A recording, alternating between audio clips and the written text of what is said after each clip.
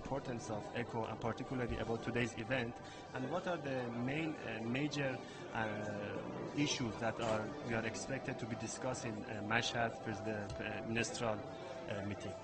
First of all, 28th November is the ECO Day, when we celebrate first the creation of Economic Cooperation Organization in 1985.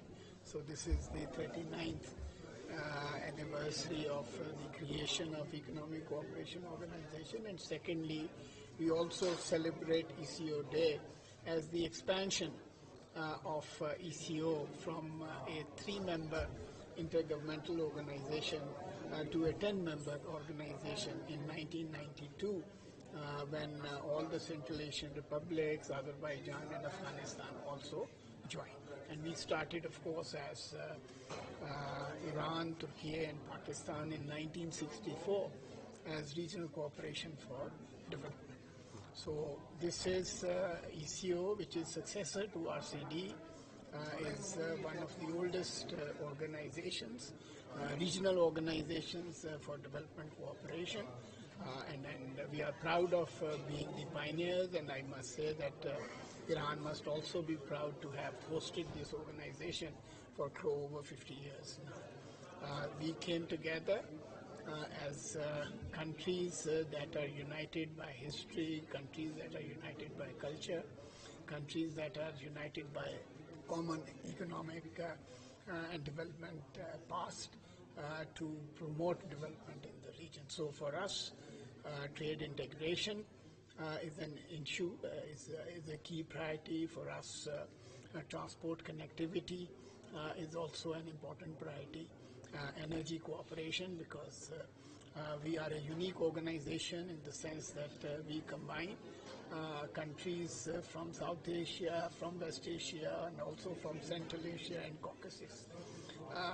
As you also asked about the forthcoming Council of Ministers meeting, COM is the highest decision-making body in the Economic Cooperation Organization, where the foreign ministers from the 10 member states come and discuss and deliberate on issues before the Council. And this year, since Iran is chairing the Council of Ministers, so Iran is going to host this in Mashhad.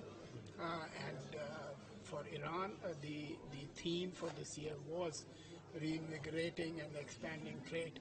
And we have focused a lot on that during this year, and have kind of achieved a breakthrough also, because recently in Islamabad, Pakistan, the member states have agreed to essentially start the process of finalizing the trade exchange of preferences between the member states, which I think is a significant development. We also will be working on securing clarity from the ministers in terms of Vision 2025, which has defined the work of the organization since 2017, and next year is going to be the last year of the 5-year vision that we have drafted. So this forthcoming meeting in Mashhad will provide us with an opportunity to start reflecting and working on the future roadmap. Mr. Ambassador, if you don't mind, let me ask you some questions about the current situation in our region in the Middle East. What's your position as a chief of ECO about the current situation in Gaza and Lebanon, particularly about the ceasefire that has taken place since today morning? For us, Economic Cooperation Organization, the governing agreement is the Izmir Treaty, according to which we as ECO are focused entirely and exclusively on economic development and cooperation issues.